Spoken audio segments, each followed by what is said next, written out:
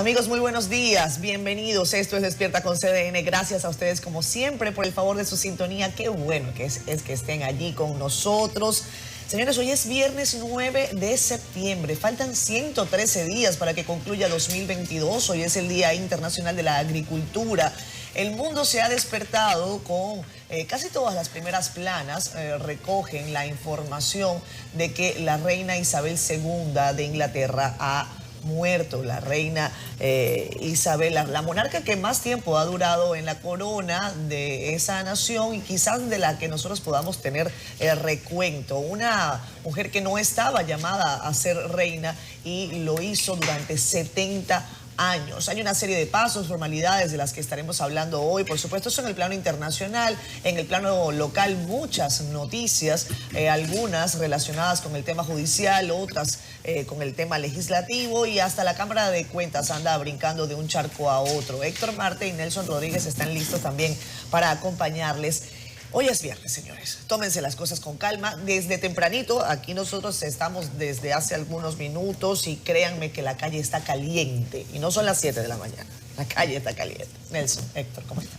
Buenos días, Catherine. Buenos días, Nelson, a todo el equipo de Despierta con CDN. Hoy viernes 9 de septiembre. Quiero felicitar primero a doña Nereida Acosta, mi suegra. Oh, muy bien. Que hoy está de cumpleaños. Está frío ya. Una persona muy especial. Ahí, la suegra. De las suegra. De las buenas. Sí, de las buenas. Qué bueno. La nunca bien ponderada suegra. Sí, exacto. Saludos para doña Nereida. En el plano local, rápidamente, quería comentar que mirando aquí la semana, porque hoy termina la semana laboral, el Congreso ha sido escenario de la mayoría o de gran parte de las noticias importantes que se han producido y las que están en proceso. Primero el presupuesto complementario que está en manos del Congreso y que ya ayer se recibió la adenda en la que no se está impactando el gasto en educación, la inversión en educación, ese renglón que causó esa gran controversia. Está también el tema de la Cámara de Cuentas que tú mencionaste, que al Congreso le toca lidiar con ese tema. Por eso, con esos chismes. Llegó primero al presidente del Senado, al presidente de la Cámara de Diputados. Ellos se van a reunir. Hay muchísimas cosas que todavía no han trascendido con relación a eso. Otras cosas también que se están diciendo. Ojalá que la Cámara, el Congreso, o sea, los presidentes de la Cámara, puedan hacer una labor de mediación y que esto no llegue a mayores consecuencias, si no lo amerita, claro. Y el otro tema que se ha hablado poco es el de las leyes electorales, que creo que ayer se produjo una buena noticia, o por lo menos un paso auspicioso, el hecho de que la Cámara de Diputados haya expresado ya a través de su comisión, la que preside Elías Wessing Chávez, su ánimo, su disposición de dejarle este tema por ahora al Senado de la República, porque se está produciendo hasta el momento una discusión dual, o sea, en los dos escenarios, y mientras eso se siguiera a ese ritmo, claro, con esa metodología, pues entonces no se iba a llegar a nada. Así que es una buena noticia el hecho de que exista la disposición de estudiar el proyecto, darle salida a ambos proyectos, no como código electoral, que era como la Cámara de Diputados la estaba conociendo, sí, sino como leyes separadas, la ley electoral y la ley de partido, que son muy importantes y que hay que aprobarla mucho antes de las elecciones. Así es. Buenos días. Viernes de combustible, como dice. Hoy viene bajito el subsidio porque está a 83,98. ¿Cuánto está el barril? ¿83? 83 y más o menos estuvo por ahí lunes, martes y miércoles. Subsidio, van a acabar con la humanidad. Quiero comenzar este viernes 9, que coincide con el aniversario 60 de la Pontificia Universidad Católica Madre y Maestra. Una institución. Una institución. Al servicio del país, qué bueno. Saludo a la gente amiga de la Ucamaima, que comenzó un 9 de septiembre con apenas 60 estudiantes y 15 profesores y 3 ofertas académicas, 3 materias nada más. Y hoy está en 93.764 y 1.400 profesores en sus campos distribuidos. ¿Estudiantes? 93.000 profesionales. No, profesionales. Egresados. Y 1.400 profesores. Hoy hay varias actividades, una Eucaristía a las 11 de la mañana allá en el campus. Ahí estará. Estará el presidente Abinader. Exacto. Por ahí. A propósito, Abinader estará en Santiago también a las 1:30. La puesta en circulación en el Centro León de un libro de Negro Vera, Ramón Antonio Negro Vera, compadre Negro Vera. Y por allá, a propósito de la reina, Catherine, que veo que mucha gente no se da cuenta lo que fue, lo que es, lo que significó la reina Isabel. Dice el periódico The Sun, de allá, de Inglaterra, en su editorial. The Sun, exacto. The Sun. Muy conocido, muy conocido. Sin duda.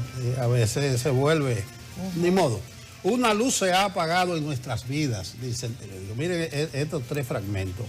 La mujer más famosa, más amada y más respetada de la tierra, dice The Sun. La única constante, la única fuente de estabilidad para todos nosotros a lo largo de 8 décadas de tumultos y cambios inimaginables. Es sencillamente difícil pensar en la vida británica sin su presencia. Y además, suya es la cabeza en nuestra moneda, billetes, la imagen en la pared de oficinas, fábricas, hogares. La suya era la voz de calma mesurada. O sea, ella... vamos a ver, dicen que Gran Bretaña no va a ser lo mismo a partir de ahora. Hay algunos ruidos sobre la mancomunidad, incluyendo la posibilidad de que Australia salga de la mancomunidad. Eso sería sin duda un golpe y un cambio. Muchos aseguran que se habían realizado algunas negociaciones para evitar que esto ocurriera. Será responsabilidad de Carlos III, así ha decidido llamarse el nuevo rey. Carlos, que ha decidido además tomar ese nombre en vez de otros 4 que él tiene, que creo que es Carlos, Jorge, él tiene varios, Carlos, Felipe, Arturo y Jorge. Él decidió que era Carlos y que era Carlos III. También su hijo William ahora pasará a ser el duque de Cornualles y su esposa Kate Middleton ahora será la duquesa de Cornualles. Todo eso es protocolo desde el punto de vista de la corona británica, pero coincido con Nelson en que esta mujer ha sido sin duda un referente histórico que ha visto, creo que más de 7 papas, no sé cuántos primeros ministros de su país y bueno, otros más de Estados Unidos y a nivel mundial. Vamos a hablar de eso más adelante. Yo creo que también vale la pena hablar de lo que ocurrirá acá en República Dominicana. Hay un dato, compañeros, bueno, es más una invitación que yo les tengo. Si ustedes quieren pasar hoy por la Alianza Francesa, van a poder ver la exposición de los buenos amigos Orlando Barría y Erika Santelices. La exposición se llama Paisaje Efímero y hoy se va a inaugurar a las 7 de la noche ahí en la Alianza Francesa de la Ciudad Colonial Calle Horacio Vicioso 103 en el Centro de los Héroes. Esperamos contar con su presencia, compañeros. Yo voy a estar por allá, seguro. Ahí está, vamos a darle apoyo. Que Orlando y Erika en la pandemia se pasaron días, por no decir semanas, retratando la ciudad colonial cuando no había ni un alma. Y es muy interesante el registro fotográfico que han obtenido, lo van a mostrar hoy ahí en la Alianza Francesa de Santo Domingo. Todo esto en el marco de la 10ª edición de Foto Imagen, ya lo saben. Tenemos un importante contenido para ustedes en el día de hoy. Vamos a ver los resumidos en los titulares. Francisco Medrano nos presenta a continuación las portadas del Caribe y CDN. Hola, ¿qué tal? Buenos días, Héctor. Saludos para Catherine, para Nelson, los amigos televidentes que están en sintonía a esta hora de la mañana en Despierta con CDN. Con gusto presentamos la portada del periódico de nuestra casa, El Caribe, hablando del presupuesto y la adenda que aumenta gastos a más de 117,000 millones de pesos, disminuye recursos de Hacienda, Trabajo, Obras Públicas y Energía y Minas y no toca a educación, en tanto que le sube a Industria y Comercio, Salud y Agricultura. Continuamos con Héctor Valdés Albizu, gobernador del Banco Central, quien dice que flujos podrían cerrar cercanos a 10,000 millones de dólares. En otro tema, el presidente Luis Abinader inaugura varias obras en Puerto Plata. El mandatario aprovechó para saludar personas incluidas en el programa social. Bueno, pues cerramos también la portada del periódico El Caribe con los detalles que nos trae en el día de hoy sobre la muerte de la reina Isabel II, la monarca que se convirtió al final de su reinado en ícono británico y testigo de la transformación del Reino Unido.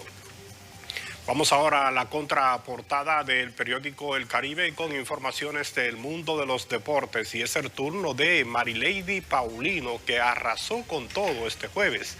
La dominicana dominó la final de los 400 metros planos de la Liga Diamante con un tiempo de 48.99 segundos, el mejor del año, mientras que su compatriota Fiordalisa Cofield pues culminó en la segunda posición. Y también les invitamos esta mañana para que acceda a nuestro portal digital www.cdn.com.do. Aquí usted puede conocer otras informaciones nacionales e internacionales como esta sobre la fuga de varias niñas del CONANI. El hecho quedó registrado en un video que logró captar la institución al momento de la huida de las menores en plena medianoche. En el plano internacional de CDN Digital hablamos del Reino Unido, y es que el rey Carlos III, que se dirigirá este viernes al pueblo británico en su primer discurso tras la muerte de su madre Isabel II. Y cerramos con la lamentable noticia sobre la muerte de Marciano Cantero, líder de la agrupación Enanitos Verdes.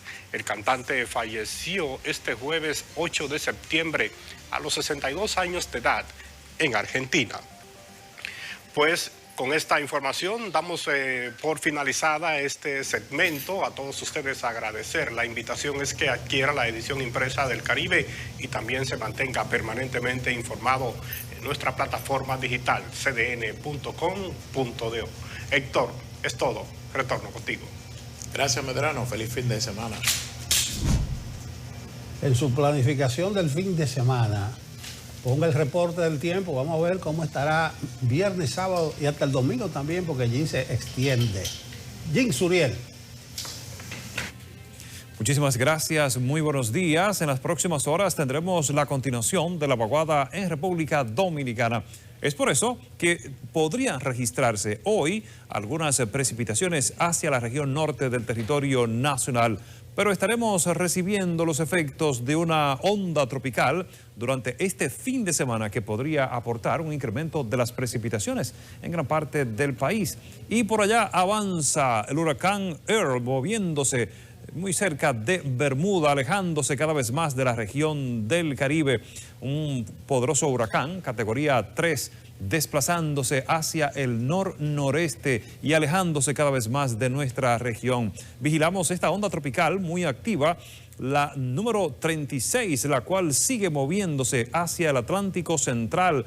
Posiblemente pueda convertirse en una depresión o en una tormenta en las próximas 24 horas. Y también vigilamos otro sistema atmosférico que avanza en el Atlántico Oriental. Vamos a ver el pronóstico extendido para Santo Domingo, que está presentando hoy posibilidad de algunas lluvias dispersas en el transcurso de la tarde y la noche. Mañana también posibilidad de algunos aguaceros por los efectos de la onda tropical.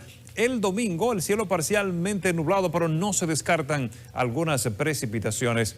Para Santiago de los Caballeros se está presentando el pronóstico, algunos chubascos esta tarde, posibilidad de descargas eléctricas al final de la tarde, inicio de la noche. Para este fin de semana se espera un panorama parcialmente nublado, sin descartar también algunos aguaceros en las tardes, igualmente en las noches. Y en Punta Cana, al este del país, el panorama está presentando una sensación térmica muy elevada. Posibilidad de algunos aguaceros esta tarde. Mañana el cielo parcialmente nublado también para el domingo. No se descartan algunos chubascos en el transcurso de la tarde. Estas han sido las informaciones del tiempo.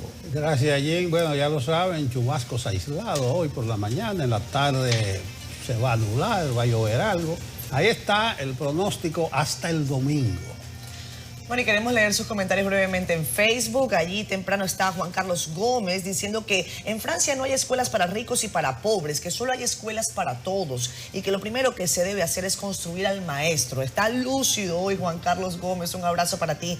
que estás en París. Nuestra directora Albanelli Familia nos manda buenos días. Hola Alba, buen día, ¿cómo estás? Está Luz Rosario diciendo que somos un trío dinámico que nos ve a diario. Saludos para ti, Luz. Andy Herrera, bendiciones para todos. Se arregló finalmente la luz en Asua. Así les dieron ese regalito de fiestas patronales, Andy. Qué bueno que ya tienen luz después de ese apagón. ¿Qué piensas, Nelson, sobre las monarquías? Nelson lo va a decir más adelante, porque ahorita no tenemos tiempo en esta parte inicial y vamos a hablar de eso, Andy, no te vayas. Tenemos además a nuestro compañero Román desde Londres, que nos va a dar detalles sobre todos los preparativos, etcétera. Y Nelson ahí echa su cuenta.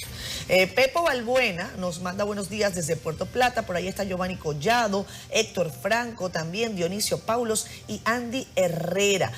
Miren, me sorprendió la noticia de Marciano Cantero, el cantante de Enanitos Verdes, un hombre de apenas 62 años que tuvo una falla renal. Le detectaron primero un tumor en el riñón, hace una semana lo operaron y lamentablemente tuvo complicaciones de salud. 62 años, otra figura del rock argentino que se va, y yo creo que vamos a entender la dimensión de esa banda de Enanitos Verdes todavía en algunos años. El rock latinoamericano definitivamente está de luto. Los que hemos seguido la carrera de Enanitos Verdes hoy lo lamentamos muchísimo.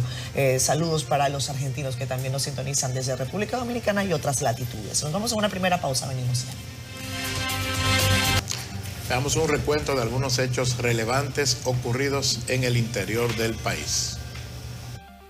La jueza de la Oficina de Atención Permanente de Santiago, Giberti Polanco, otorgó libertad pura y simple a Gregory Alberto Diplán Guichardo y una garantía económica de 300,000 pesos a Juan Miguel Almonte Padilla, imputados por tráfico de armas en la operación CAF.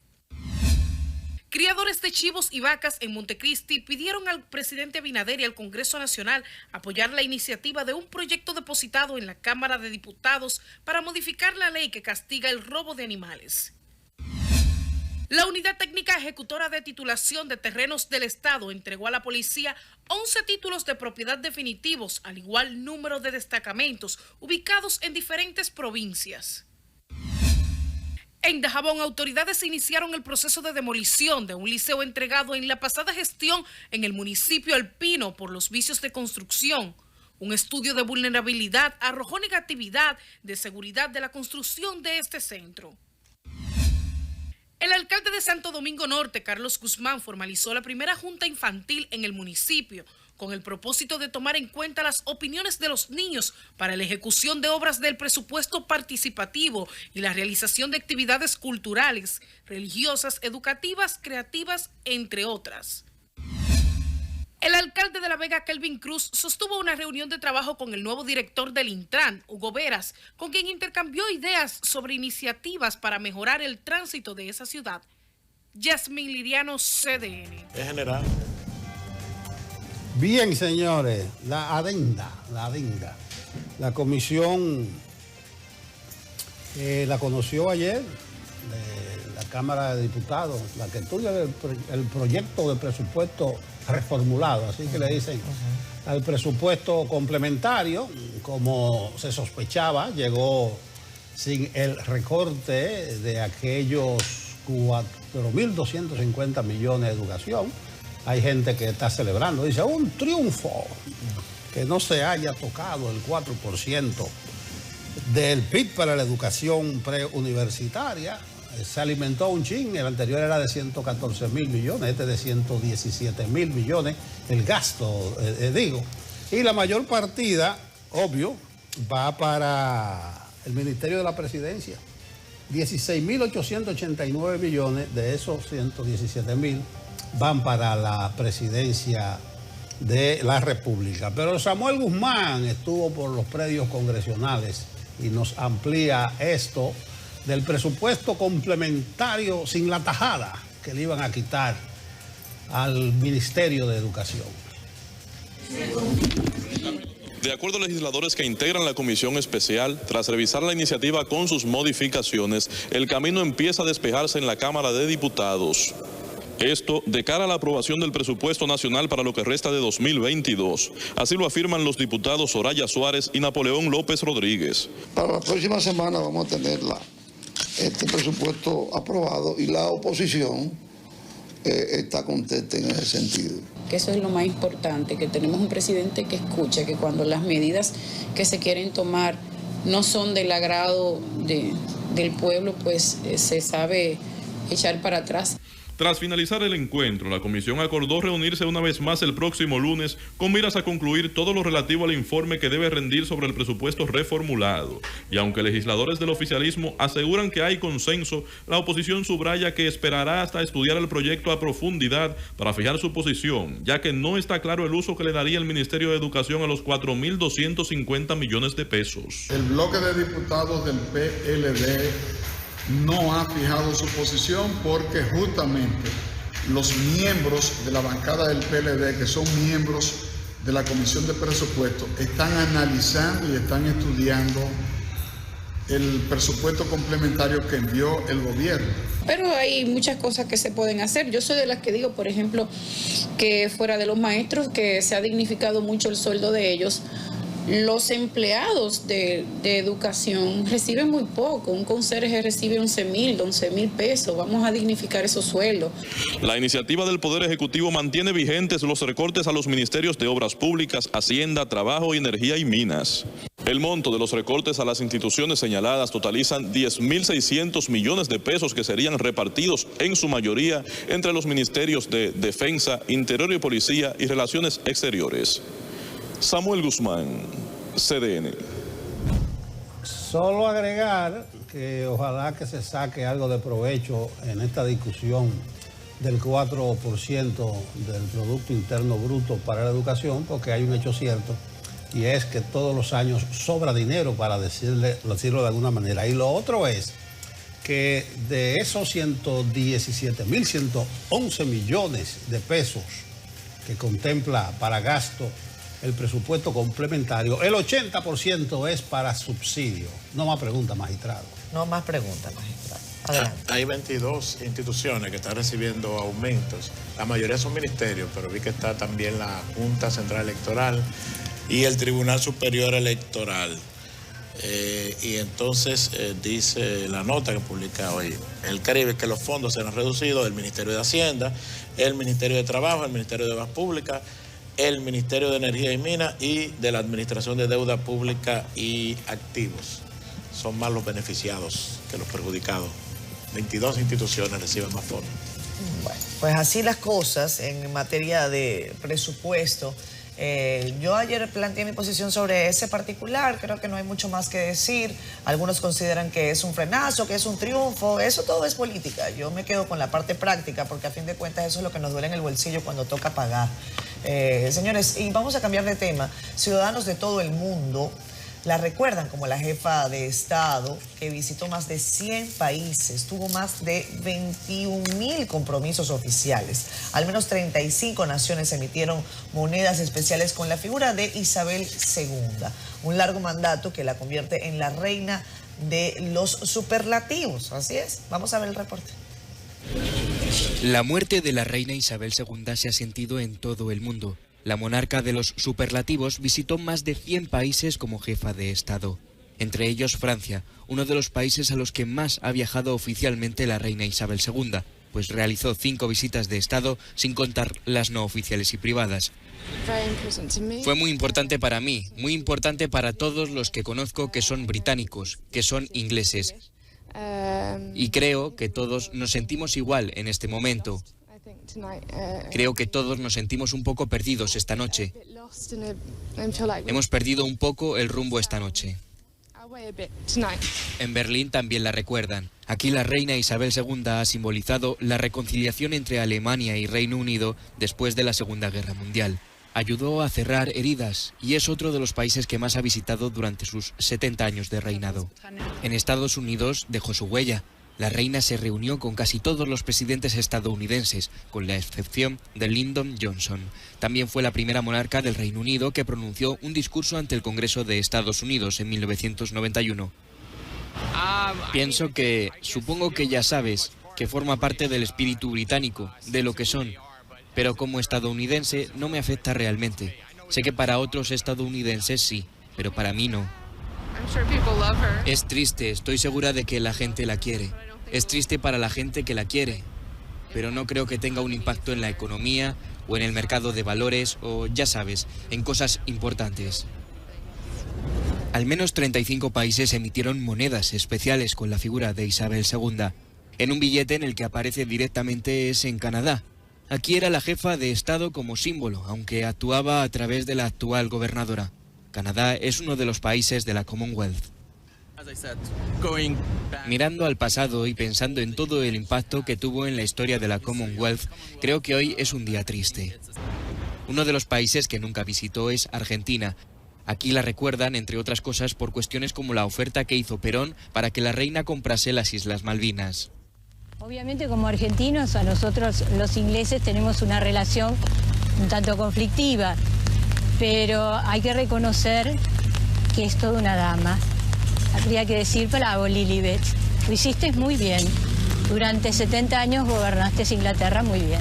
Isabel II ha tenido más de 21.000 compromisos oficiales a lo largo de su vida, algunos en Nigeria, que fue una colonia británica. Se independizó precisamente durante el reinado de la monarca. Aquí fue reina entre 1960 y 1963. Me sentí muy triste cuando me enteré de su fallecimiento, pero también celebro su vida como un ejemplo de liderazgo, un referente de paz. Recuerdo que nos dio nuestra independencia en bandeja de oro, y eso lo agradezco. Y por supuesto, que su alma descanse en paz. Isabel II fue jefa de Estado de Australia desde 1952. Su liderazgo se mantuvo durante el mandato de 16 primeros ministros. Realizó 16 visitas en las que siempre ha sido muy aclamada y querida por sus ciudadanos.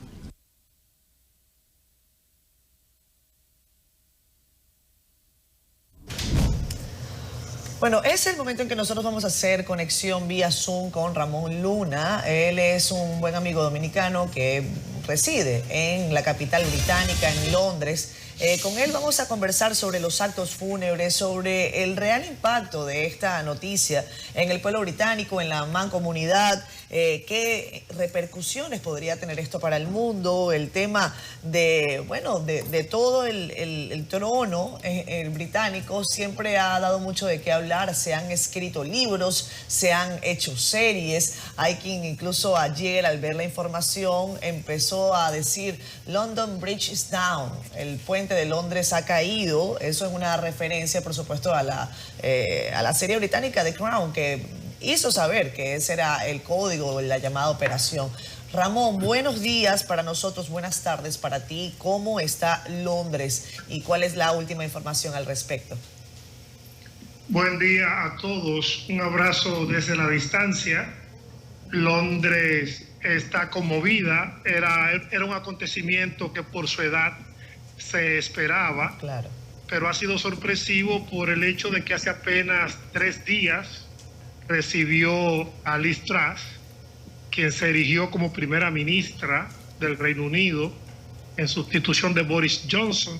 O sea, estamos hablando de que las imágenes de ese recibimiento mostraban a una reina un poco deteriorada, con unas manchas sospechosas en sus manos, algo más encorvada, pero no se suponía que muriera tan rápido, de manera tan sorpresiva.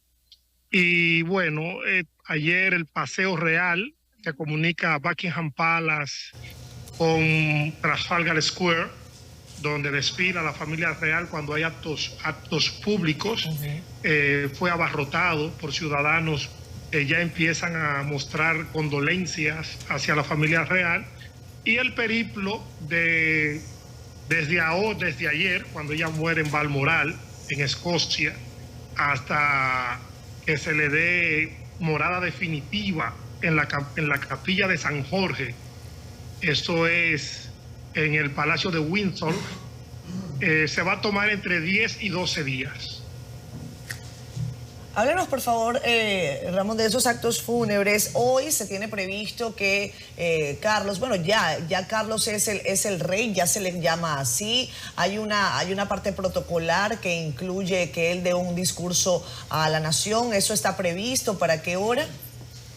Eso está previsto para el mediodía, ya se debe estar produciendo. Aquí va a ser la 1 del mediodía, sí. Tiene un encuentro oficial con la primera ministra. O sea, paralelamente a los preparativos del acto fúnebre de Isabel II, quien tiene en la historia de la humanidad el periodo más longevo de reinado después de Luis XIV de Francia, quien fue rey por 72 años. Se está llevando paralelamente lo que es la asunción del reinado por parte de Carlos III, que es como se va a denominar al pasado príncipe, hoy rey, y todo eso se está haciendo de manera paralela. Luego habrá un acto de coronación, que ya eso se puede tomar varios meses, incluso más de un año, pero inmediatamente el Palacio de Buckingham anuncia la muerte de la reina, automáticamente el príncipe Carlos pasa a convertirse en el rey Carlos III. El hecho más importante de todo este periplo va a ocurrir cuando la reina sea trasladada desde el Palacio de Buckingham. Ella va a ser llevada desde Balmoral, Escocia, en tren hasta Saint Pancras, que es una estación de Londres donde sus restos serán recibidos por la primera ministra. De ahí se van a trasladar al Palacio de Buckingham y luego serán llevados al Palacio de Westminster, donde permanecerán 3 días y el pueblo tendrá la oportunidad en una capilla ardiente de despedirla. El Palacio de Westminster es la sede del Parlamento británico, donde reside la soberanía del pueblo del Reino Unido. Luego serán llevados a la abadía de la abadía de Westminster Abbey, y desde ahí pues se trasladarán a la capilla de San Jorge. Es un periplo bastante complicado, con muchos actos, con la presencia de muchas figuras, pero el pueblo llano tendrá la oportunidad de despedir a su reina durante 3 días en el Palacio de Westminster. Hay un protocolo, Ramón, incluso para dar informaciones de este tipo, como lo vimos ayer, incluso cómo darla, cuándo darla y todo eso, pero estamos en una época moderna en la que las redes sociales tienen mucha incidencia. ¿Cómo se vivió eso allá, el tema de las informaciones extraoficiales y eso? Bueno, yo cuando murió la reina, yo estaba conduciendo, inmediatamente se hizo una cadena nacional en todos los medios y empezaron a aparecer detalles que habían pasado desapercibidos. Como tú dices, las redes sociales no dejan pasar una. Llamó mucho la atención una foto que se publicaron donde se le veían moretones en sus manos cuando saludaba a la primera ministra. Se vuelve desde ultratumba los problemas que ha enfrentado la corona, como la muerte de Diana, la muerte de Lady Di, los escándalos del príncipe Andrés, quien pagó $12 millones a Virginia Giuffre por el supuesto escándalo de haberse acostado con ella siendo menor de edad. Los escándalos de Ferguson. Sin embargo, la reina se manejó con un protocolo que se llamaba no complaint, no explanation, que en español vendría siendo no me quejo ni doy explicaciones. Y la pregunta ahora es si el rey Carlos III tiene el temple, tiene el peso político, tiene el background que imprimía a la corona la reina Isabel, que dicho sea de paso, hay que analizarla también como marca comercial, porque aquí la corona es una marca que le genera al Reino Unido decenas, cientos de millones de euros, de libras, todos los años. Basta con decir que la capilla Abbey o la abadía de Abbey recibe en torno a 1.300.000 visitas todos los años. O sea que hay mucho en juego con la muerte de Isabel, a quien se define como el punto de equilibrio, como la roca sobre la que se construyó lo que hoy es el Reino Unido. Quiero preguntarte, Ramón, el titular que tiene hoy el periódico español El País en su versión internacional es: la muerte de la reina Isabel II sitúa al Reino Unido ante un futuro incierto. ¿Tú crees en esta apuesta que hace el periódico El País? ¿Hay un futuro incierto ante la muerte de la reina Isabel II? Ellos argumentan que Carlos III tiene una popularidad inferior a la de su madre y que este primogénito entonces se enfrenta a comparaciones, a recelos. Evidentemente la reina consorte Camila no necesariamente acumula la misma popularidad que otrora acumulaba Diana de Gales. Sobre esto se tejen múltiples especulaciones. Pero en realidad, hablando sobre el futuro del Reino Unido ante la muerte de la reina Isabel II, ¿hay incertidumbre o no? No, porque hay que aclarar que esto es una monarquía parlamentaria. La reina no tiene, o el rey no tiene poder para tomar decisiones ni políticas ni económicas. La soberanía del Reino Unido está depositada en el Parlamento y sus miembros. El futuro incierto del Reino Unido está más ligado a situaciones como el Brexit, la competencia que representan economías como China, Estados Unidos, Alemania, que son punteras en tecnología. Son otras las preocupaciones, con una inflación superior, es la inflación más alta de los países del G7. Claro que sí va a haber algo de impacto, porque es que la figura de Isabel II tiene un peso sin precedente. De hecho, ellos son longevos. Ya se habla de que el rey Carlos III debiera abdicar en favor de Guillermo, que sería el próximo en la línea de sucesión, porque Guillermo sí tiene una muy buena aceptación. Como tú dices, sobre Carlos pesa mucho el tema de Lady Di.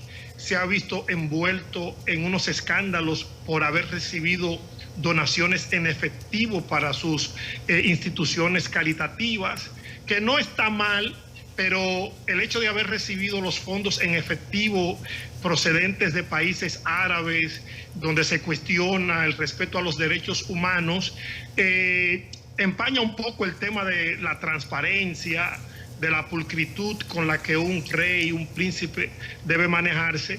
Pero en esencia, los pilares que determinan el funcionamiento, cómo marcha el Reino Unido, que son, por ejemplo, la economía, la seguridad, los avances en tecnología, no tienen que ver con la corona, porque la corona ya no tiene capacidad para tomar decisiones ni legislativas ni de otro tipo. O sea que en todo caso, en donde hay incertidumbre es en la monarquía británica y no necesariamente en el Reino Unido.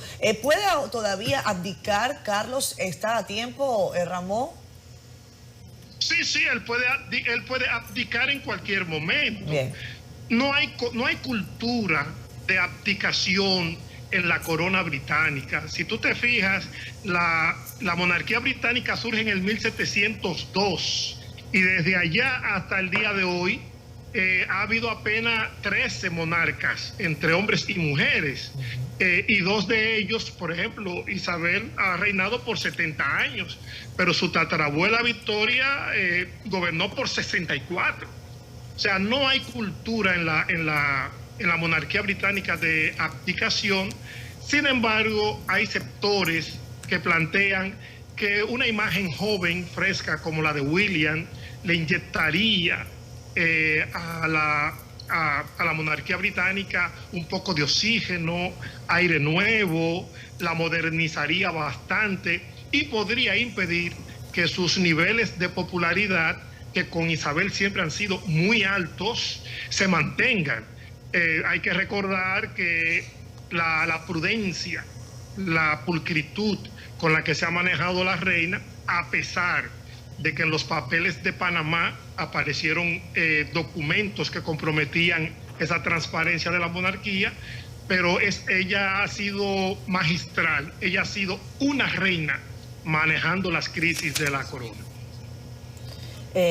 Ramón, ¿qué toca para el día de hoy además del mensaje de Carlos III? ¿Hay alguna otra actividad protocolar a la que tengamos que hacer referencia? No, ella sigue reposando en Balmoral. Mañana se va a hacer una misa de cuerpo presente en la catedral de St. Giles en Edimburgo, y se va a hacer también misa en honor a su memoria en Irlanda del Norte, en todo el Reino Unido. Ya luego, si hacemos otra conexión en el futuro, le explicamos a los televidentes la diferencia entre Inglaterra, Reino Unido y Gran Bretaña.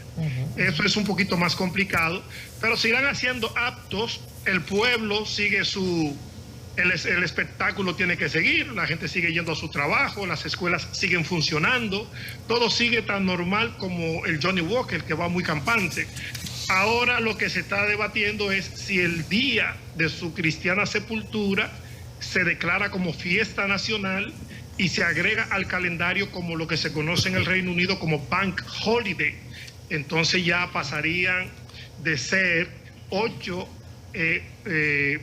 días feriados oficiales, pasarían a ser 9, cosa que no se descarta si tomamos en cuenta que hace apenas un año o menos de un año se inauguró una línea de metro en honor a la reina. Bueno, Ramón, como información de último minuto, queremos compartir con la audiencia lo que tú nos comentabas. El monarca Carlos III y su esposa Camila de Cornualles han despegado ya desde el aeropuerto de Aberdeen, en Escocia, rumbo a Londres.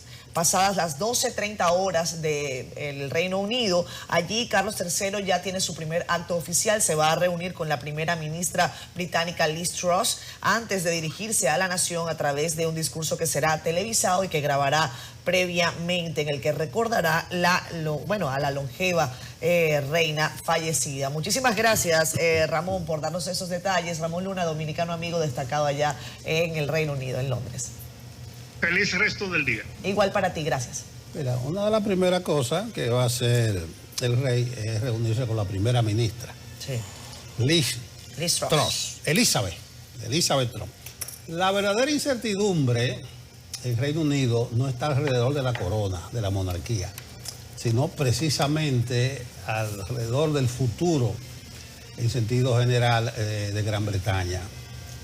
Se comentaba con el arribo de Liz Truss como primera ministra conservadora que sustituye a Boris Johnson, decía un medio que Inglaterra camina hacia un huracán, directo hacia un huracán.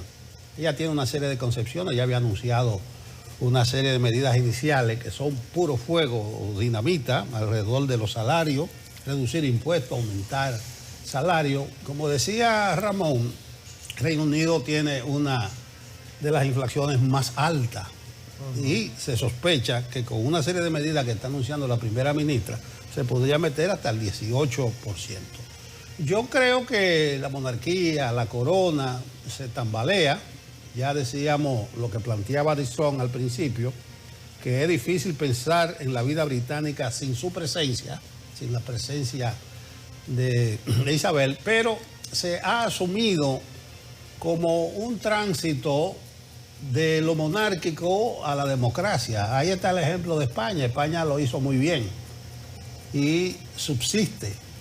Incluso los escándalos de Carlos, miren qué coincidencia, que recibe fondos a través de ONG, fondos de esa parte del mundo, es lo mismo de Juan Carlos en España. Exactamente. Igualito lo mismo. Entonces hay muchos escándalos. Pero Juan Carlos tiene un par más ahí. No, un par más, pero como golf o... Otras cosas. Creo que se cierne incertidumbre. Claro, esa presencia de Isabel, como bien lo plantea nuestro amigo y como bien se ha estado analizando en todos los medios, es insustituible. Es un factor, un punto de equilibrio en la vida británica que no lo va a sustituir nadie. Entonces, vamos a ver hacia dónde camina Gran Bretaña, vamos a ver hacia dónde camina la política.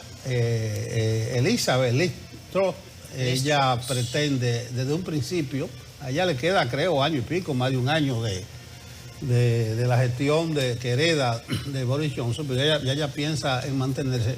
Vamos a ver cómo camina ese parlamento, cómo camina la economía británica en estos días. Yo creo que va a dar un mensaje, una idea de hacia dónde vienen las cosas. Lo que mencionaba nuestro amigo Ramón Luna, de la visita que le hizo el lunes la primera ministra, la flamante primera ministra de la reina, que dijo muchas cosas. Ahí publicaron varias veces esa fotografía de la visita, hasta en la forma de estar ataviada, vestida. Bueno, vamos a usar el término de la forma.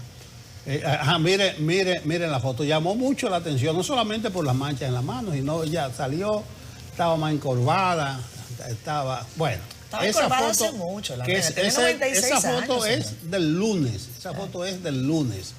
Y de ahí quizás la última visita que recibió. Bueno. La última visita que recibió. Miren. Bueno, vamos a ver. Un momentico. Sí. Putin no va, eso no es sorpresa. No es sorpresa que Putin no va a los actos fúnebres, pero miren cómo califica el portavoz ruso a la reina Isabel II. Sepan que en Moscú hay rusos que están llevando flores a la embajada británica. Eso está ocurriendo, aunque no lo veamos en los medios de comunicación rusos, evidentemente. Pero dice el portavoz del gobierno de Moscú, específicamente el portavoz de Putin, no creo que ella tuviese un sitio en el corazón de los rusos, pero fue tratada en Rusia con gran respeto por su sabiduría, por su prestigio internacional. Ahora, esas cualidades son muy escasas en el ámbito internacional, por su gran respeto, su sabiduría y su prestigio internacional. Bueno, no está muy descaminado el comentario, porque lo que está instalado ahora mismo, que no hay un liderazgo mundial, eso es que se está evidenciando alrededor de la invasión de Rusia a Ucrania. Hay gente que está sumando, que está tirando, que está vendiendo armas, hay gente que está asusando, que como dice el secretario general de la ONU, en la humanidad está a un error de cálculo, dice Guterres, de una hecatombe nuclear. Entonces, no existe ese liderazgo. Búsquelo usted, haga memoria rápidamente y camine Estados Unidos, Francia, España. No existe. Y lo que está insinuando esa declaración de Rusia es que la reina tenía esa estatura. Tenía esa estatura. Y Macron le dice a los británicos: para ustedes era su reina, para nosotros era la reina, the queen. Así que esa es, bueno, someramente una panorámica de cómo el mundo está recibiendo la información de la muerte de la reina Isabel II. Ayer nosotros lo comentábamos en Despierta tempranito, que estaban viajando los hijos allá a Balmoral, a Escocia, que estaban todos reunidos y era previsible que una información pues luctuosa llegara en los próximos minutos. El nuevo mundo parecerá extraño, dice Edison. God save the Queen. Esa frase. Que Dios salve a la reina, que ahora tendrá que ser cambiada. Sí, ahora tendrá que ser que Dios salve al rey. Sí, eso era un mensaje. Se hizo tradición, un mensaje suyo, un discurso anual televisivo en Navidad. Exactamente. ¿Entiendes? Que Dios salve a la reina. Dice que se va a extrañar esa frase que está incrustada en la conciencia de los británicos. Vamos a continuar con otros temas después de la pausa comercial. Quédense con nosotros. Esto es Despierta con CDN. La Universidad Madre y Maestra fue fundada el 9 de septiembre del 1962 por la Conferencia del Episcopado Dominicano en Santiago de los Caballeros. Para la época, el país se encontraba en un proceso de transición a la democracia, por lo que fue creada con el fin de formar profesionales apegados a la defensa de la institucionalidad. Siendo garante de la paz, siendo garante del entendimiento y también de resolver conflictos de manera pacífica, instaurando una cultura de paz y de diálogo. El rector Cecilio Espinal manifestó que en 6 décadas la academia continúa aportando a la cultura de conciliación y muestra avances significativos en la educación superior. Hasta el momento, 93,000 profesionales son sus egresados. Porque AMEMA seguirá de la mano con el pueblo, seguirá de la mano con la comunidad, seguirá de la mano con el país, generando iniciativas y buscando soluciones a todas las realidades que se vayan presentando, pero también siendo garante de un espacio de diálogo. En los últimos años, la Pucamaima se ha sometido a un proceso de transformación de su infraestructura y oferta académica para enfrentarse a desafíos de tecnología e investigación. En lo que tiene que ver con publicaciones en revistas indexadas, en Scopus, Web of Science, donde promedian los 2 últimos años 70 publicaciones anuales. Y también cuenta con unos 45 proyectos de investigación cursándolo y activos en este momento. En algunos de ellos ha logrado patentes internacionales. Actualmente su matrícula estudiantil sobrepasa los 11.000. Más del 20% son beneficiados con becas o programas de apoyo económico y el 9% son extranjeros provenientes de 40 países. Cuenta con 2 recintos ubicados en Santo Domingo y Santiago, este último desde donde se han iniciado importantes proyectos de reconocimiento internacional.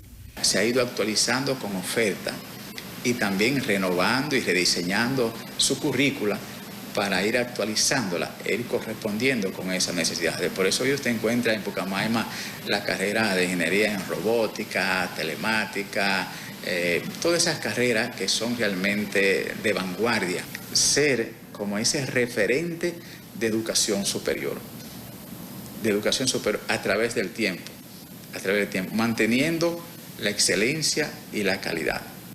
El padre Cecilio detalló que para celebrar el 60 aniversario de la Casa de Altos Estudios se ha conformado un programa religioso, cultural y artístico que contará con la presencia del presidente Luis Abinader.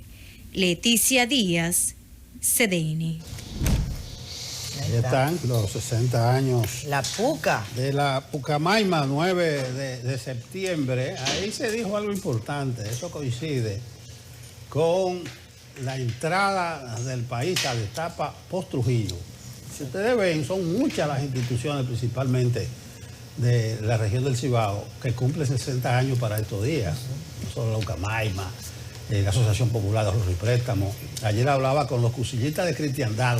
Los cursillos de cristiandad cumplen 60 años también. Cuando el país abrió la democracia y ahí comenzó el aporte de la Pontificia Universidad Católica Madre y Maestra. A las 11 hay una Eucaristía en la iglesia de la universidad. Estará el presidente Luis Abinader. Esta noche está el Perico Ripiao Sinfónico.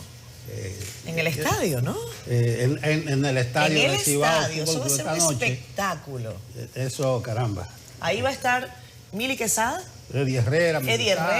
Y yo me imagino que llevarán a Fefita. No sé si estará. No sé, pero eso estamos está invitados. Increíble. Pero son parte de las actividades de la Pucamaima. Felicidades a toda la gente de la Pucamaima, a su equipo administrativo, a su equipo de profesores, a todos los que componen esa casa de estudio en donde se piensa al país. Yo creo que la universidad en sí misma, no lo digo nada más por la Pucamaima, la universidad en sentido general tiene un rol fundamental para la construcción de una sociedad que se crece con los años, que se crece fundamentado en la sabiduría, que se crece además con la conexión social. Eso que pensaban mucho los padres jesuitas, Nelson, que es como las ciencias, si no sirven a los más desposeídos, pues sirven, no voy a decir de poco, sino de nada.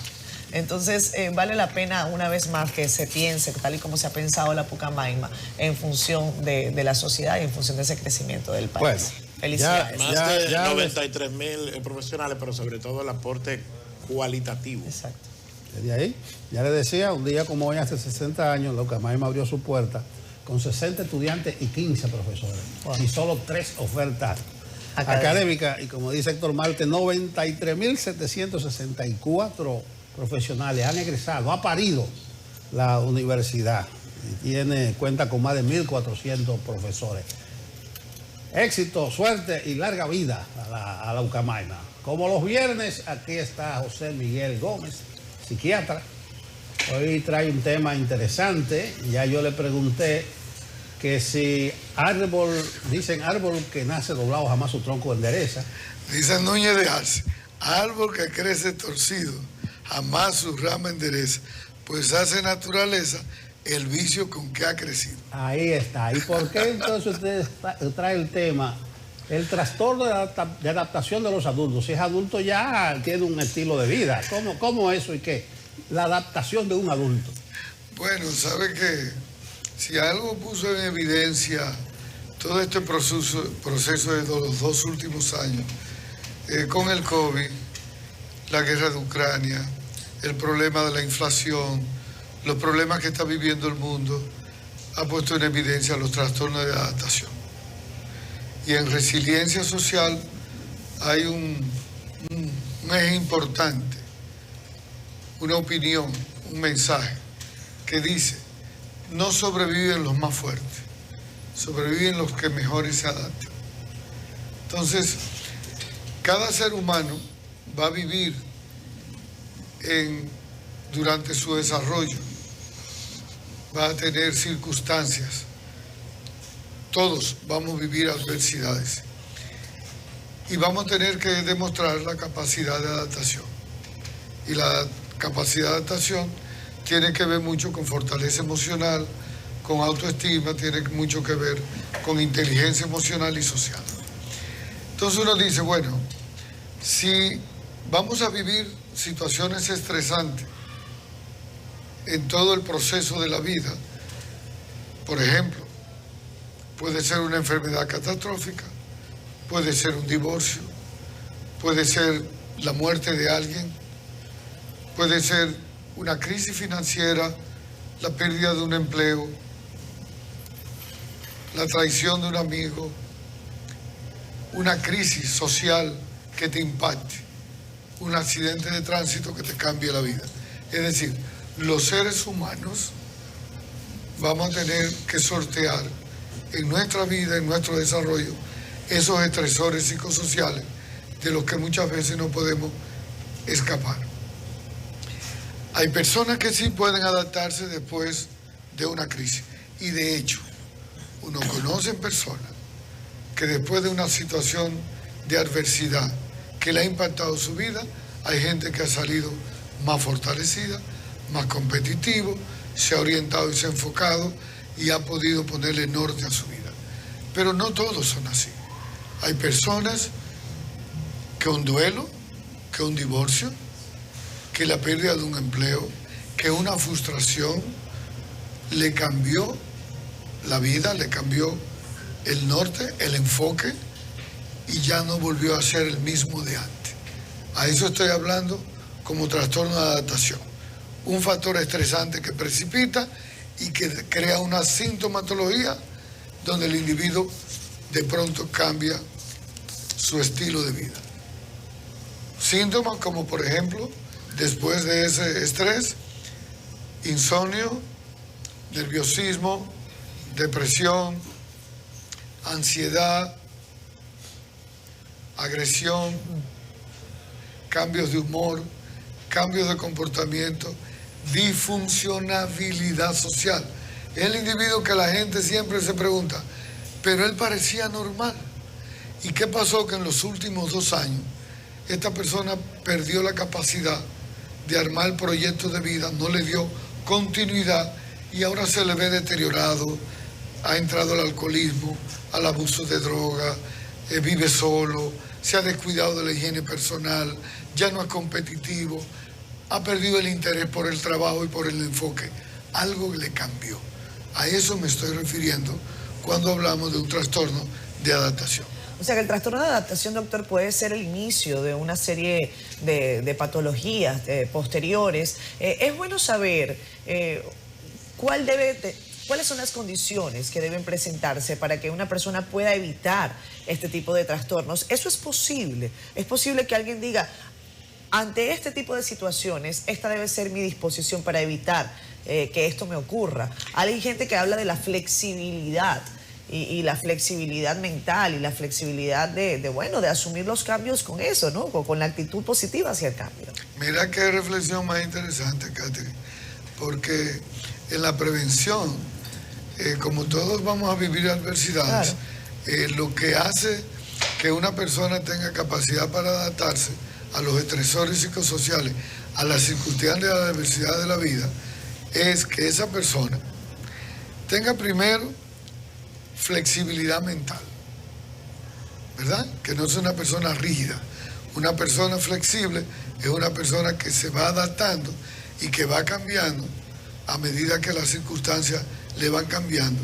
Él va cambiando desde su pensamiento, su conducta, sus hábitos, para ir modificando actitudes y actualizarse con lo que viene. El otro es una sana autoestima. Las personas que tienen una sana autoestima, la autoestima es la seguridad con la que tú vives, el amor propio, la propia valía, esa fortaleza emocional que te dice que lo que puede venir, yo lo puedo confrontar. Y yo estoy seguro que lo puedo superar. La fortaleza emocional es esa capacidad de tener respuesta frente a adversidades con la seguridad de que yo voy a salir bien. Cuando saber qué hacer cuando otros no saben qué hacer.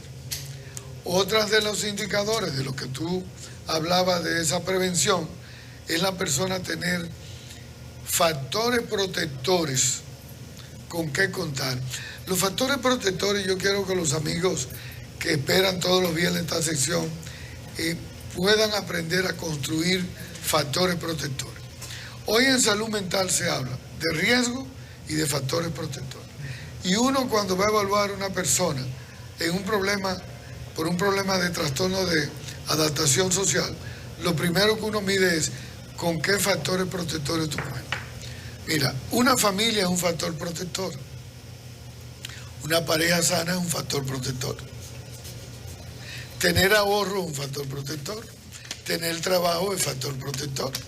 Tener amigos saludables, vínculos, aprender a conectar con los demás es factor protector. Tener espiritualidad es un factor protector. Entonces, en la medida que usted no tiene factores protectores, usted es más vulnerable a los riesgos y más vulnerable a padecer de un trastorno de adaptación social. Usted dice, doctor, que es un hecho específico normalmente que desencadena esto, ¿verdad? Pero esto siempre es identificable, o sea, la persona sabe que lo que le está ocurriendo es consecuencia de un hecho determinado. Eso es lo importante porque él lo puede identificar y él dice, yo estaba bien, pero después de la pandemia se me hizo difícil organizar la vida. Después que perdí el empleo, me desenfoqué y no he podido armar otro proyecto de vida. Después que se divorció, cambió. Después que se le murió el papá y la mamá o el hijo, la persona se quedó en un duelo no resuelto, en un duelo complicado. Después que tuvo una enfermedad catastrófica, ahora no ha vuelto, se ha quedado con temor, con miedo, con volver a funcionar, a competir, a vivir en la sociedad. Entonces, él identifica que fue después de ese estresor, después de esa circunstancia, que la vida le cambió y que no volvió a ser el mismo de antes. Y se espera que una persona que vive una adversidad, un trastorno de adaptación, antes de los 3 meses debe de tener un nuevo enfoque, hasta los 6 meses.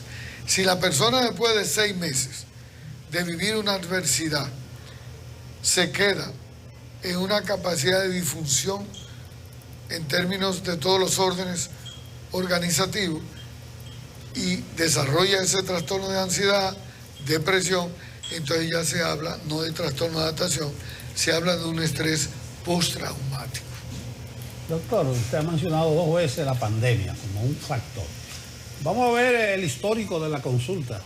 Si tras la pandemia se ha potenciado eso de manera tan considerable que usted lo menciona en 2 ocasiones, o si es común en la consulta que llegue este tipo de trastorno de adaptación en personas adultas.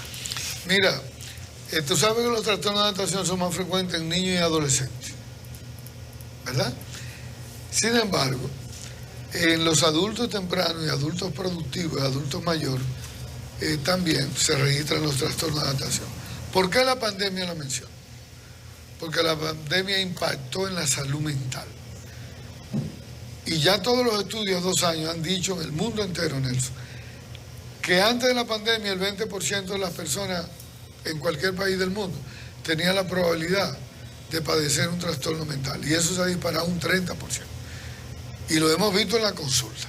Entonces, el impacto de la pandemia, recuérdate el confinamiento, el aislamiento social, la cantidad de personas que dentro de sus casas tuvieron problemas con la familia, problemas con los hijos, cuántos niños fueron víctimas de maltrato y de abuso físico y emocional y psicológico por la pandemia, cuánta gente perdió empleo, cuánta gente consumió los ahorros porque duró 6 meses encerrado sin producción, cuánta gente tenía que emigrar y hacer cosas y no pudo, cuánta gente tuvo que desprenderse de activos para poder sobrevivir, cuánta gente tuvo que trabajar desde su casa, que no había la cultura y el aprendizaje. Es decir, todo eso fueron cambios, y fueron cambios de repente. Claro.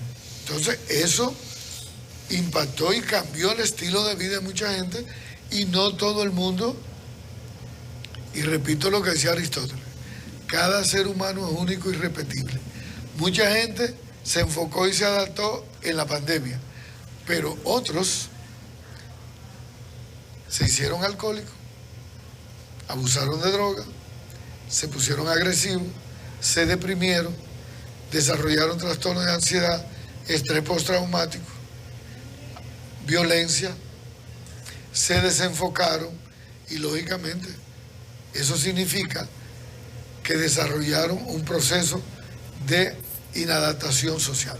Y eso es importante decírselo a la gente para que entienda que este es un trastorno psiquiátrico que se trata, que se medica, que se auxilia a nivel de terapia. Gracias, doctor. La ruta suya de conferencia va para Puerto Plata. Hoy a las 7 de la noche tengo una conferencia en Puerto Plata, importante, sobre resiliencia social y cómo conectar con la vida, a un grupo de amigas del grupo de la Iglesia Católica Maús y del grupo de Santa Rosa de Lima. Vamos a hablar de todo eso. Bueno, gracias, doctor. Nos juntamos el próximo viernes por aquí. Salúdenos a la gente de Puerto Plata, la novia del Atlántico. Gente buena. Gracias, doctor. En los Alcarrizos de Santo Domingo Oeste existe una sobrepoblación estudiantil que no encuentra espacio para recibir el pan de la enseñanza. Las pocas escuelas que funcionan han excedido su capacidad en más de un 100%. Tenemos varias escuelas en construcción, que es lo que se debiera hacer, terminar esa escuela y alojar los estudiantes que están en locales alquilados, que están bastante incómodos, están superpoblados, entonces así se apalea la situación. Son más de 20 edificaciones avanzadas hasta en un 90% de su construcción, pero que las autoridades insisten en alquilar locales a terceros. Hacemos preguntas, investigamos y no tenemos ningún tipo de información al respecto. Nosotros entendíamos que esa escuela hace tiempo debió estar ya funcionando. Varios de estos edificios en construcción se encuentran habitados por extraños que sin dar explicación ocupan estos centros. Otro caso es el de este edificio en Los Coquitos, donde se han refugiado a más de 40 familias viviendo en condiciones infrahumanas. Imagínate que era el único refugio que teníamos a mano. Donde ya estamos abandonados aquí por 1 año y 6 meses. Yo tengo 40 años trabajando para hacer mi casa y el gobierno, el abogado del Estado, me mandó a tumbar mi casa. Yo no estaba en lo del Estado. A pesar de encontrarse casi terminadas y requerir pocos recursos para su terminación y puesta en funcionamiento, las autoridades insisten en alquilar locales para impartir clases a los miles de estudiantes que actualmente no encuentran disponibilidad para estudiar. Son más de 40 familias residiendo en condiciones infrahumanas en lo que se supone sería la edificación para un centro escolar y que solicitan a las autoridades su inmediata reubicación para de esta manera recobrar la normalidad en sus vidas. Dangerous Reed, CDN. Ahí está el reporte de nuestro compañero D'Angelo Reed, explorando una de las aristas del tema educativo y que ha vuelto a generar malestar en la sociedad una vez que desde el Poder Ejecutivo se hizo una propuesta para sacar del presupuesto complementario 4.250 millones de pesos, aproximadamente 80 millones de dólares, para redirigirlos a otras instituciones. Finalmente ayer se ha empezado a discutir ese presupuesto, lo dejaron así. Nosotros tenemos hoy a la ex ministra de Educación, Josefina Pimentel, quien, nos honra con su visita. Gracias por estar acá, señora Pimentel. También a Darwin Caraballo, director ejecutivo de Educa. Con ambos vamos a conversar sobre el anhelado 4% para la educación, defendido a capa y espada por algunos, trivializado por otros, pero la pregunta de la gente es ¿qué ha hecho el gobierno? ¿Qué hemos hecho con ese 4%? Josefina Pimentel, como exministra de Educación, fue la primera titular en recibir esa disposición presupuestaria, y qué bueno que usted esté acá en esta mañana. Bien, pues muchas gracias por esta invitación. Muy buenos días a don Nelson, de una manera muy especial. Mi respeto. Es un honor estar aquí, Catherine, y el amigo Héctor. Sí. Bien, Darwin es Caraballo, pero es caballero. Caraballo. Vamos a comenzar con la dama. Por supuesto. Josefina, usted estuvo ahí en el 13, creo que usted salió. Sí. En el 13, es decir, que puede hablar no solamente del 4%, sino darnos una perspectiva de la actual discusión tanto tiempo después. Bueno, realmente el sistema educativo es un sistema complejo que requiere una gobernabilidad que implica el manejo de variables contextuales, procesuales, que tienen que ver con los procesos de aula, y también con la definición de políticas claras, bien concebidas, con una planificación también estricta, que es lo que te permite manejar una enorme masa de recursos en un tiempo relativamente corto.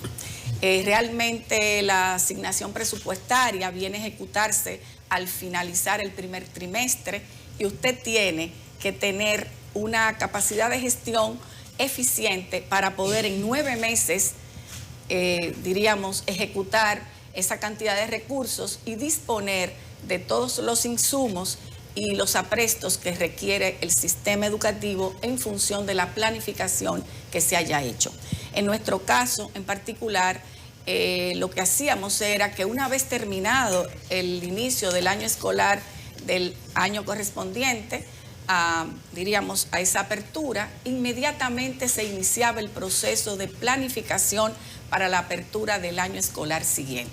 En este sentido, si habían procesos de licitación de adquisición de bienes y de servicios, había que elaborar los pliegos, hacer la convocatoria a los licitantes, ejecutar ese proceso, que generalmente tomaba unos 3 meses, donde se asignaban entonces, las contratas, los contratos a los oferentes que salían calificados, y darles a ellos un tiempo para elaborar y procesar los bienes que nos iban a entregar. Durante ese lapso de tiempo, además, había que tener en cuenta todos los procesos burocráticos, en este caso registrar los contratos en Contraloría, etcétera, y todo este tiempo, que generalmente podría tomar hasta 6 meses, ya era un tiempo que se iba descontando respecto a la elaboración de esos productos. Una vez terminado ese proceso de elaboración, venía una fase de almacenar o distribuir.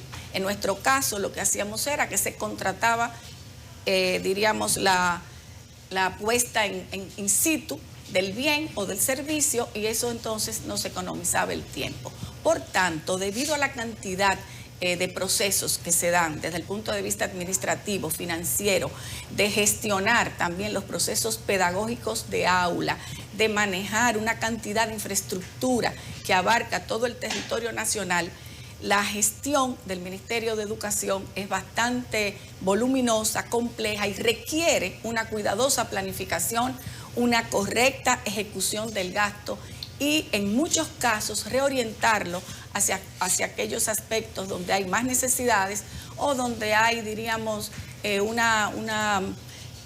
una necesidad misional. ¿Qué es lo que nosotros vemos? Que a veces los elencos de gestión que llegan al ministerio, pues vamos a decir, distraen su tiempo en aspectos que son no fundamentales, no prioritarios, y transcurridos los 9 meses que son hábiles para usted poder ejecutar, no te permiten entonces mostrar los resultados esperados. Nosotros entendemos que más que reducir el presupuesto, lo que hay es que reorientar el gasto. Me explico. Enfocar todas las políticas y las estrategias hacia los centros educativos.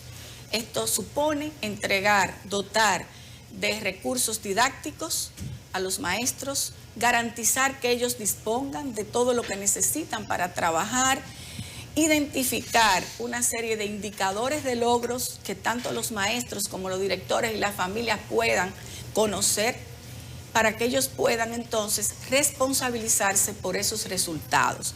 Es decir, que tanto el director de la escuela como los maestros, como las familias, conozcan qué se debe enseñar, los maestros puedan también contar con los recursos necesarios para gestionar el aprendizaje de los estudiantes, y el sistema educativo entonces pueda ir dando seguimiento a cada uno de esos indicadores e identificar dónde hay debilidades y poder entonces ir tomando las medidas, dar el acompañamiento, hacer tareas de capacitación si es necesario, de manera que todo ese apoyo que es complementario, la construcción de aulas, la dotación de mobiliario escolar, la alimentación escolar, que también requiere de una gestión que es rigurosa, cuidadosa, porque es diaria que se suministra el alimento, tiene que llegar a tiempo, con la calidad, la higiene, el manejo adecuado. Pues todos esos elementos que son insumos que aportan a la calidad de la educación, ellos a veces se convierten en las políticas sustantivas de los elencos de gestión y descuidan lo fundamental, que es el proceso pedagógico, el proceso de aula, para hacer que las escuelas funcionen bien y que los niños puedan aprender. Sí, Josefina, escúchame, Darwin, un segundito. Usted entró en el 11, salió en el 13. Sí. Es decir, que usted tenía un pie en la discusión. Incluso el presidente de entonces, sí, 2011, decía que no es solo un asunto de recursos. Así es. Es decir, que usted estuvo en medio de ese debate y también cuando se asignó, sí, el 4%. Sí. Lo que se ha demostrado que no se ha dado el salto esperado en la calidad. Así es. Ni se cumple lo que dice el pacto, por nada de eso. Es decir, que no era un problema de recursos. Bueno, los recursos son necesarios y son importantes, pero por sí solos no son suficientes. Y eso se ha demostrado. A partir de la aplicación del 4%, el Ministerio ha recibido una cantidad bastante grande de recursos. Bueno, si sumamos las asignaciones de los últimos 10 años, estaríamos hablando de 1.500.000.000.000 de pesos. Bueno, pero perdón, Héctor. Tengo una duda, señora Josefina, y antes de pasar con Darwin, porque evidentemente aquí en el caso suyo hay un ejemplo de gestión. Sí. O sea, usted puede hablar como quien dice, porque desde la experiencia. Exacto, desde la experiencia. Sí. Dice el actual director de presupuesto que nunca se ha ejecutado el 4% sí, de educación, y que incluso en el 2013, cuando usted era ministra de Educación, se ejecutó el 3.8%, y que el promedio de educación en ejecución es 3.6%. Bueno, ¿eso es cierto? En el año 2011, nosotros entramos en marzo, sí, de ese año, y tuvimos que enfocarnos en resolver algunos puntos críticos del sistema que había con los textos integrados, problemas con la alimentación escolar, el SEGMA, etcétera. Entonces nos enfocamos en atender esa crisis y en preparar el inicio del siguiente año escolar. En ese momento, el presupuesto era de unos 48.000 millones. Nosotros entonces nos enfocamos en trabajar en las necesidades fundamentales del sistema y no pudimos ejecutar el 100% en ese momento porque no pudimos pagar a los proveedores del pan en el desayuno escolar por una serie de trabas, vamos a decir, administrativas. Ellos eran microempresarios, eran empresas informales, no tenían RNC y una serie de condiciones que se requerían dentro de las leyes. ¿Eso fue en el 2013? 2011. ¿Y en el 13? En el 12 recibimos nos asignaron 58.000 millones y ejecutamos el 99%. Eso está en la asignación, en lo devengado, en lo ejecutado, y es fácilmente comprobable. Es decir, en el año que nosotros tuvimos la oportunidad de definir las políticas prioritarias, las estrategias que se iban a abordar y que tuvimos pues los 12 meses que correspondían a la ejecución presupuestaria, logramos llegar al 99%. Y en algunos casos creo que quedaron pendientes algunos 343 millones que no se ejecutaron por razones también de nudos legales que se dan. Y finalmente en el año 2013 la asignación fue de 100.000 millones. Ahí nosotros iniciamos. Recuerden que la jornada extendida se inició bajo nuestra administración en el año 2011, que empezó como un programa piloto donde participaron 21 escuelas, luego 100, luego 300, porque lo llevábamos gradualmente para poder evaluar las debilidades que podía haber y también las bondades, de manera que se pudiera extender con garantía, porque eso implicaba construir un número mucho mayor de escuelas, contar con un número de maestros también adicional que no se tenían y además preparar toda una logística para entregar desayuno, almuerzo y merienda escolar. Y eso no se puede hacer de un día para otro. De manera que nosotros hicimos ese inicio de una manera gradual, pero ya en el 2013 entra esa cantidad de recursos y lo dedicamos al programa Quisqueya Aprende Contigo de alfabetización, al inicio de las primeras estancias infantiles. Trabajamos en la expansión de la jornada extendida, en la construcción de nuevos centros educativos para poder albergar esa cantidad de estudiantes en un solo día, porque recuerden que a veces teníamos 2 tandas, entonces en el mismo plantel trabajaban 2 grupos de estudiantes, uno en la mañana, otro en la tarde, y eso entonces hacía que se aprovechasen los edificios, las edificaciones para varios centros, incluso hasta centros nocturnos, pero la jornada extendida no te permitía eso, tú tenías que utilizar en un solo plantel, albergar ahí a un solo centro educativo. ¿Pero se ejecutó o no? Bien, entonces en el julio del 2013 nosotros fuimos sustituidos.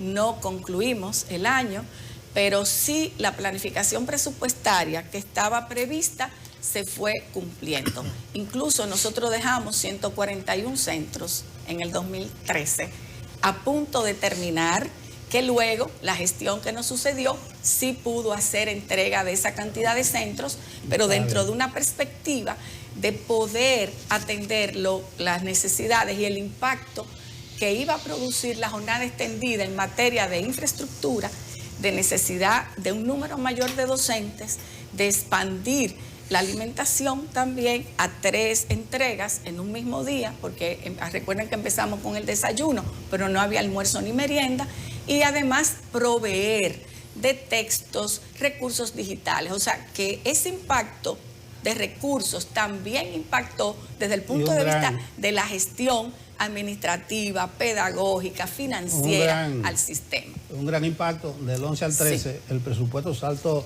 de 48.000 a 100.000. O sea, así es. Más del 100%. Héctor Marte.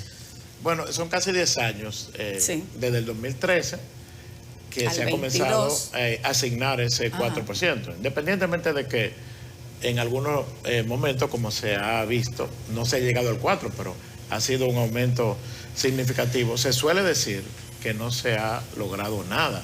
Sin embargo, sabemos que hay algunas cosas concretas, como por ejemplo la construcción de escuelas y el mejoramiento de las condiciones de los docentes, aunque haya muchos retos por delante. No es un discurso fatalista el decir que no se ha logrado nada en estos 10 años.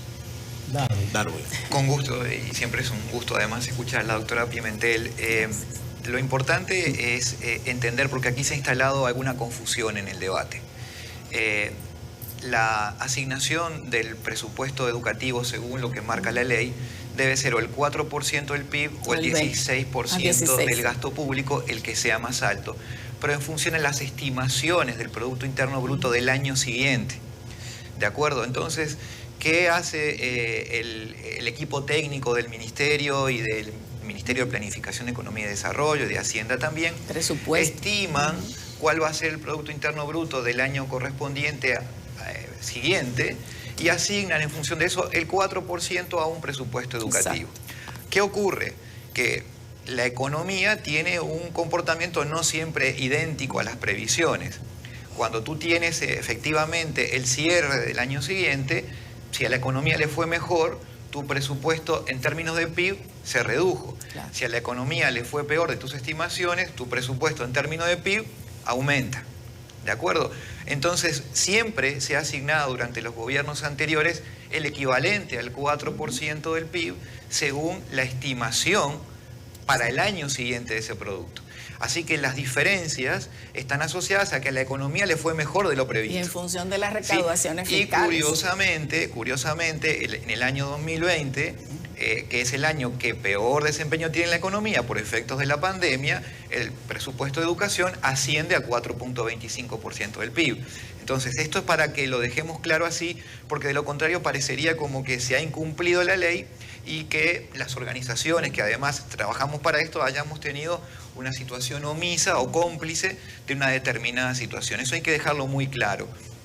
De modo que ese es el primer punto a dejar puntualizado. El segundo es que naturalmente en un proceso de ejecución de la magnitud de los recursos que tiene el Ministerio de Educación, hoy 231.000 millones de pesos, que equivalen a consecuencia de la apreciación del peso dominicano respecto del dólar, para que los televidentes también nos puedan entender, a 12.3 millones de dólares diarios los 365 días del año.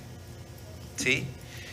Ese presupuesto tiene una lógica de programación, tiene contratos de servicio, asignaciones que deben ser desembolsadas en función de cumplimientos de avance de obra física o de entrega, que es natural que un margen mínimo, hasta en el orden del 1.8, 2%, 2.3%, no se ejecute durante esos 365 días del año.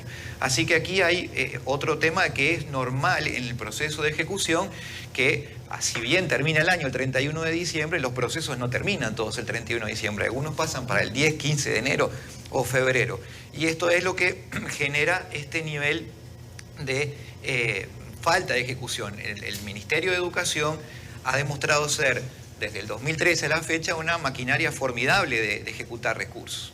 De hecho, la duda original era que no se iba a poder ejecutar y se ejecuta más del 98%. Así que ahí no hay un inconveniente. Pero sí es cierto, y ahí voy a tu pregunta, Héctor, que todo ese esfuerzo que hace la sociedad dominicana, que equivale a 1/3 de lo que se recauda, que en términos del presupuesto público es de los más altos del mundo, superando ampliamente el 20% de esos recursos. Ampliamente. En años ha llegado a topes del 25%. No se traduce en mejora de los aprendizajes de los estudiantes.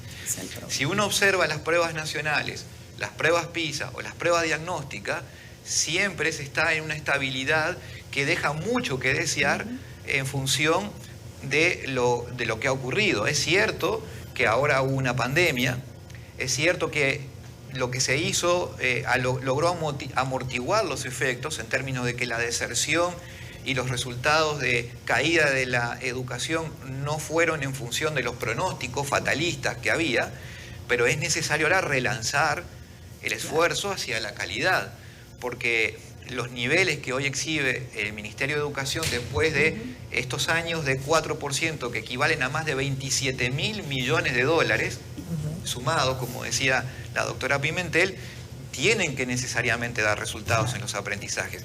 Es tal vez por esta razón que uno mira el hecho de decir, bueno, no hay efectos, pero eso no quiere decir que no se haya hecho nada, se ha hecho y se ha avanzado mucho en coberturas, en infraestructura, en formación docente, en la mejora de las condiciones laborales de los educadores. Todo eso es necesario, pero desgraciadamente los resultados no están.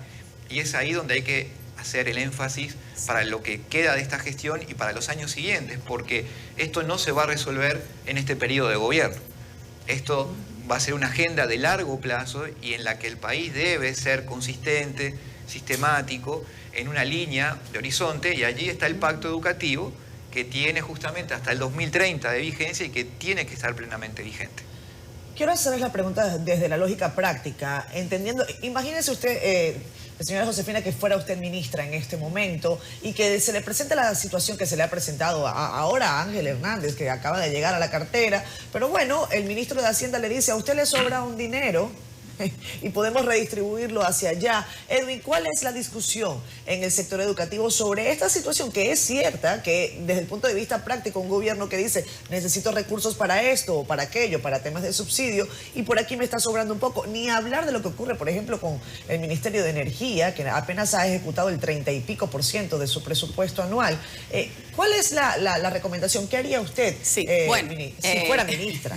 Si estuviera en este momento, yo me focalizaría en llevar recursos a las escuelas para que ellas pudieran utilizarlos en los aprestos para el inicio del año escolar, es decir, a través de la descentralización que está contemplada en la ley. Nosotros, a través de los distritos, direcciones regionales, suplimos de recursos bajo unas normas y unos protocolos, de manera que los directores de centro pudieran resolver problemas menores de rehabilitación, problemas eléctricos, pintura, problemas sanitarios, es decir, temas que permiten que el centro funcione bien, que esté en buenas condiciones higiénicas, con un ornato adecuado, con también un embellecimiento de sus áreas verdes, y pasar a transferir esos recursos, lo cual está, diríamos, contemplado en la ley. Por otro lado, una jornada amplia, intensiva, masiva de rehabilitación, de pintura, de adecuación de los centros para el inicio del año escolar. Permitiría además que llegaran los recursos didácticos. No sé si ha habido alguna traba, desconocemos cuál es el punto en que está ese proceso de dotación de insumos, pero es fundamental. El año pasado, por ejemplo, no llegaron a tiempo los registros escolares, donde el maestro consigna la evaluación de progreso que va llevando cada niño. No llegaron los textos, no llegaron los boletines de nota ni los informes de desarrollo.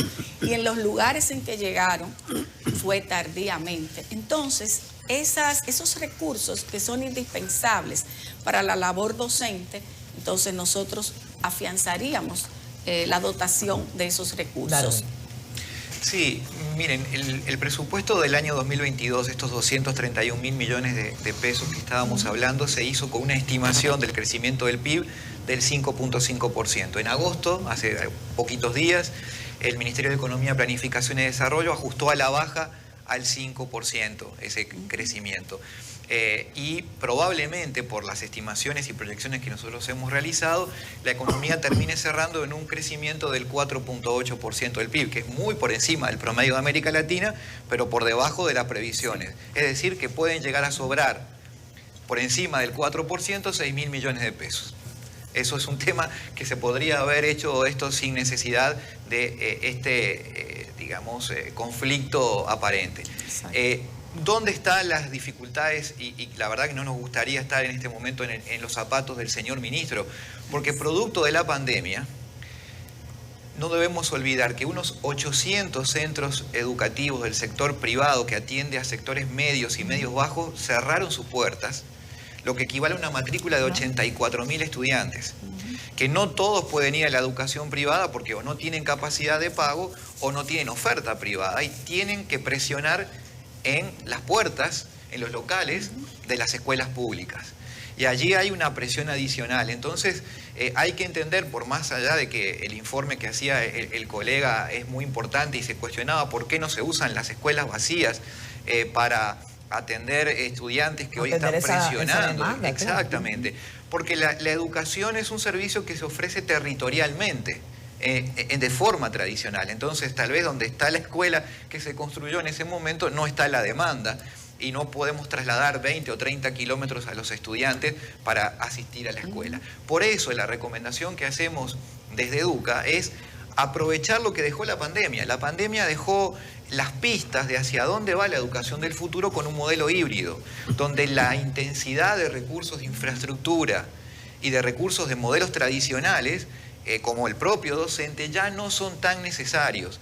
Y plantear que incorporar esos elementos del modelo híbrido puede reducir los esfuerzos de gasto en locales, en infraestructuras, en incluso docentes adicionales. Hay que buscar este esquema, hay que atreverse a innovar, aprendiendo de lo bueno que funcionó durante la pandemia y de las lecciones que también dejan las cosas que no funcionaron. Porque no es verdad que el sistema educativo tiene la capacidad ni financiera ni técnica, y sabemos que los resultados no dan, volviendo a la escuela del pasado. Hay que dar un paso hacia adelante en la transformación de la propuesta educativa. Y esa es la verdad, el gran desafío que tiene de cara a este año escolar, que empieza en pocos días, el 19 de septiembre, con asistencia ya de estudiantes. Quería también decir que el tema educativo es procesual. Aunque la ejecución es anual del presupuesto y las acciones se van desarrollando en la cotidianidad, es un proceso. Entonces, los resultados se vienen a medir años después de tú aplicar una política determinada. Entonces, ¿de qué nos hemos dado cuenta? Que hay niños que llegan a 4º y 5º grado y no saben leer, o no saben interpretar y comprender lo que leen. Comprensión lectora. Entonces, yo pienso que además de todos esos insumos de lo que hemos hablado, la infraestructura es un insumo, por sí sola no produce aprendizaje. Los dispositivos electrónicos igual, son un medio, son un recurso. Por sí solos no producen aprendizaje, hay que gestionarlos y hay que incorporarle también contenidos digitales. Hay que capacitar al maestro para que pueda utilizarlos y sacarle provecho. Y hasta las familias para acompañar el proceso. Entonces, ¿cuál es el tema? Es que el ministerio tiene que focalizar sus políticas en el aula, en los procesos de aula, lo que pasa ahí que impide que los niños aprendan. Y es lo que tenemos que hacer. Paralelamente, claro, porque siempre habrá que construir aulas, siempre tendremos la necesidad de adquirir recursos, dispositivos, proveer la alimentación, porque sabemos las condiciones socioeconómicas de la mayoría de las familias, de los niños que asisten a la escuela y tienen la garantía, muchas familias, de que ahí es que el niño va a tomar el alimento cada día. Ahora bien, eso son insumos que ayudan y apoyan a los procesos de aprendizaje. Pero la misión fundamental del ministerio, y a eso es que yo creo que tenemos que volver, David, es hacer que los niños aprendan y que las escuelas enseñen y funcionen bien. Entonces, es tratar de ver, focalizarnos ahí y dotar entonces al aula, que implica un maestro capacitado, que sabe gestionar los recursos, que sabe llevar a cabo el desarrollo de los contenidos previstos, que hay un niño motivado, que hay evaluaciones, que hay informes de progreso, que hay condiciones para que ese maestro esté motivado, que esté dispuesto a trabajar. Si hay que tomar medidas de reforzar lo que saben, de nivelar por el tema de la pandemia. Es decir, que el ministerio haga una evaluación seria, profunda, diagnóstica, donde nos demos, yo diría, el compromiso entre todos de superar esos rezagos, porque no es justo que después de 10 años de tantos recursos, los indicadores sigan estáticos y a veces peores que 10 años atrás. Sí, Darwin, las recomendaciones al final. Yo de ahora te proyecto un crecimiento del 5%, es decir, que vamos a más de 220.000 millones el año que viene. El presupuesto se va a entregar el 1 de octubre, o sea, en 2 o 3 días. El complementario. No, ya el del año que viene. El año que viene. Recomendaciones, porque vamos, el año que viene te vamos a tener aquí también. Y nos va a pasar lo mismo. Sí. Y va a volver a sobrar. Nosotros creemos que no son necesarios más recursos para la educación, pero seguramente menos tampoco. Lo que sí hay es una enorme oportunidad de mejora y de optimización de ese presupuesto. Y hay que trabajar en el ajuste de lo que señala doña Josefina, de enfocar todos los esfuerzos en que los estudiantes aprendan.